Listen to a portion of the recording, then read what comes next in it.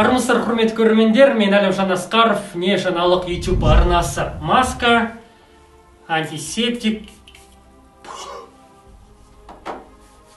карантин, коронавирусы. Масканы бұлай тағу керек екендігін естен шығармаңыздар, ешқандай ауа кірмейтіндей қылып, одан да қатты орансаңыздар құп болады. Бірақ мен үйдемін, сондықтан жай ырымын жасап қойдым. Үйден шықпай жүргенімізге біраз болды, ол да мезі қылатын жайт екен. Жата беруді көп армандаған едім. Дұрыс армандарды да, дұрыс қиялдарды да реттеген мида жақсы жайт екен. Бүгін тек қана жақсы жаңалықтар оқимыз сіздерге. Тек қана жақсы жаңалықтар. 2 сәуір мен 4 ақпарат қана таптым шағымда. Соны сіздердің назарларыңызға ұсынамын. Және егер қосатындарыңыз болса, үйлеріңізде қуаныш болса, міндетті түрде пікірде жаза кеттіңіздер. Ал біз бастаймыз. Кеттік.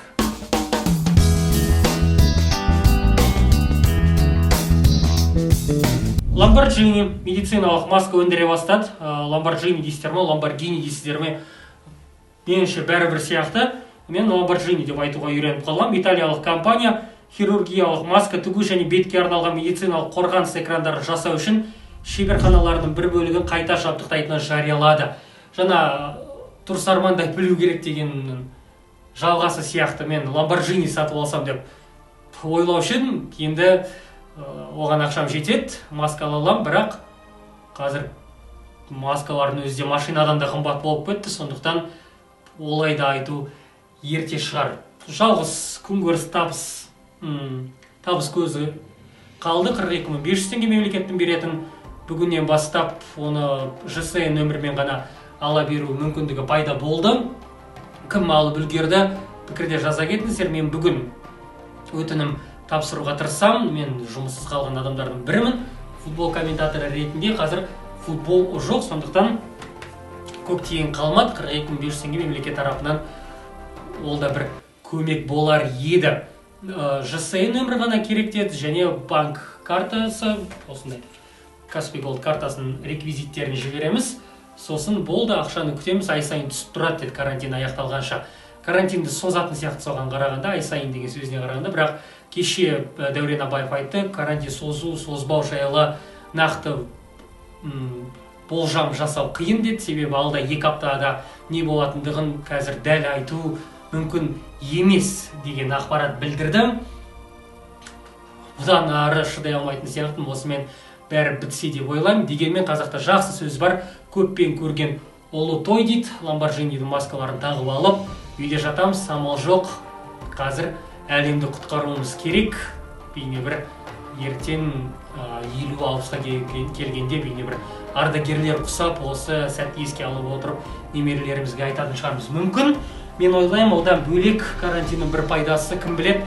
Мүмкін бұл кезеңдерді кейін қазіргі балалар, қазіргі 6-7 жастағы балалар сондай бір жастық шағының, балалық шағының керемет естелігі қылып ойға алатын шығар. Сол бір карантин кезінде үйде болдық, әкеммен шахмат ойнап едім, анаммен сырласқан едім деген сияқты көптеген бір естеліктер ұмытылмай мәңгі ойда қалатын шығар. Жарайды, мен бүгін коронавирус, карантин деген сөздерді қозғамауға тырысам дедім, тек қана жақсы жаңалықтар.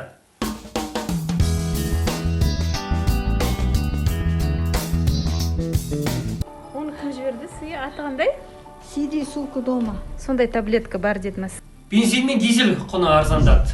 Бензин мен дизель құны мемлекетте қазіргі қалыптасқан экономикалық ахуалға байланысты президент Қазмұнайгаз жанармай құю бекеттері желісін басқаратын Петро Ритейл компаниясы АИ-92 маркалы бензиннің және дизель отынның құны 10 теңгеге арзандатуға тапсырған. Сол тапсырысы орындалды. 10 теңгеге арзан. Енді 100 литр бензин алсаңыз 1000 теңге үнемдейсіз, бірақ 100 литр бензин алып қайда барасыз? Еш қайда баруға болмайды, қазір үйде жатасыз.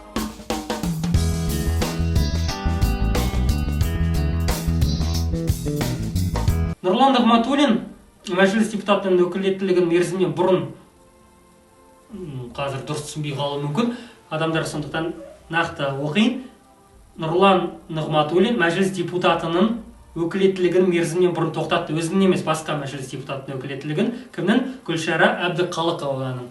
мұның қай жері жақсы дейсіздер? Депутат жұмыстан қуылды, соған қуанайық па? Не деген оңбағансың деген сияқты ойлар келуі әбден ықтимал, бек мүмкін. Бірақ олай емес, қуану керек. Бұл жерде Гүлшара Әбдіқалықова депутаттық қызметін босатып, Қызылорда облысының әкімі атанғандығын еске сала кетейін. Не үшін жақсы жаңалық? Себебі Қазақстанда алғаш рет облыс әкімі әйел адамы болды. Бұл бір өзгерістің белгісі. Қандай өзгерістің бірақ?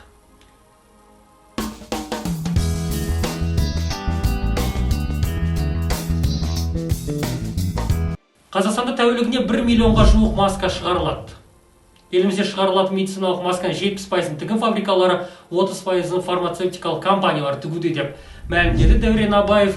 Осы маскалар жету керек деді. Әдейі алып сатарлық әрекеттер жасалмаса, тапшылық болмау тиіс деп айтты Дәурен мырза. Министр жақсы жұмыс жасап жүр. Дәурен Абаев күнде әйтеуір халыққа ақпарат таратып жүр, барынша тырысып бағып отырғандығы белгілі. Біз сияқты үйде жатқан жоқ, жұмысы қызу.